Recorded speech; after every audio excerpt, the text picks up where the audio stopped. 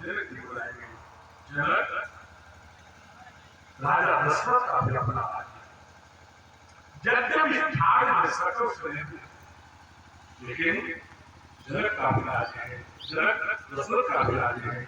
और सीता मैया को अयोध्या जाने के लिए तैयार कर, और भक्तों जैसे जनक जी के मुख से हाथ निकला, सहनाइयां बजाने वाले कलाकारों ने सोहनी रात छोड़ दिया, करो रस के राज कर कहा, लोग पानी की पुस्तक जानते घर की बहू ने जब पूछा विदाई, सत्य गमना सुनी सब फिर खाई, मन हो साधे चल सीधे सकुचा।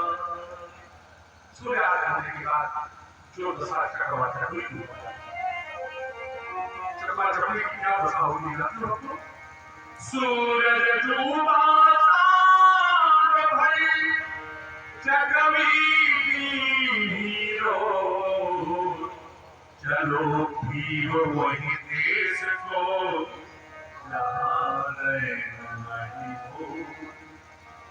चक्रवा चक्री का रास्ते में लगे श्राप सीता के दिया मना कर, लेकिन क्यों दिया है नहीं दिया। आप लोगों ने भी बेटी की विदाई किया है, नहीं किया है तो आगे करना है। बहन की विदाई किया होगा, बेटियों की बेटियों को ढालते हुए बेटी की विदाई कितनी करुण होती है। आज सखियां सीता जी का श्रद्धांजलि कर रही है, कुछ सखियां सीता के हाथ में मेहंदी दी रही है, एक सखी सीता के पैर में महावत दे रही है, तब तक एक सखी के नृत्य से अश्रु निकला सीता जी के पैर पर पड़ा। सीता जी हाथ बढ़ा करके सखी का गाल पकड़ के ऊपर उठ गई, उसके नेत्रों से अश्रु बहा। सखी क्या बात, सीता हम सबको छोड़ करके सीता, इस जनकपुर से नाता तोड़ करके सीता, हम सबको शोक सागर में डुबो करके सीता, हम सबको रोते बिलखते छोड़ करके सीता, तब तुम अपने ससुराल अवध पहुंचे जाओगी। सखी इसका संज्ञान, तब तक एक सखी ने आकर के मां सुनाया चल करके, और जिस समय सुनैना जी आई तो दूल्हे के रूप में सजी बनी सीता को देखी, बेटी कहे करके सुनैना जी,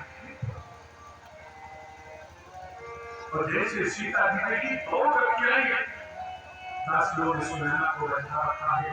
सीता जी सुनैना की गोद में बैठे, मां के सखियों को रोक लो मां, जब देखो तब अवधपुर, जब देखो तब अवधपुर, मां क्या मेरा जनकपुर कोई नहीं, मां एक आ गए कि बेटी को करनी नहीं जाता।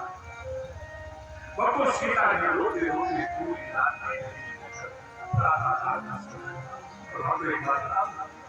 इन बेटियों के जब ससुराल जाने का समय होता है ना, इनसे छिपाया जाता है,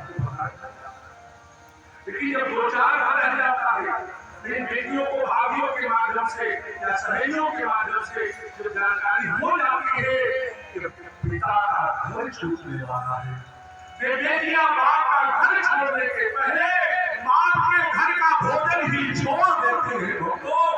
बाप के घर का भोजन ही छोड़, सुनैना का बात सर्वोपरि रखा है। सुनैना सीता को कुछ खिला दो, नहीं सीता बिटिया को रास्ते में भूख लगेगी, इसको भोजन कौन कराएगा? सुनैना इसको भोजन कौन कराएगा?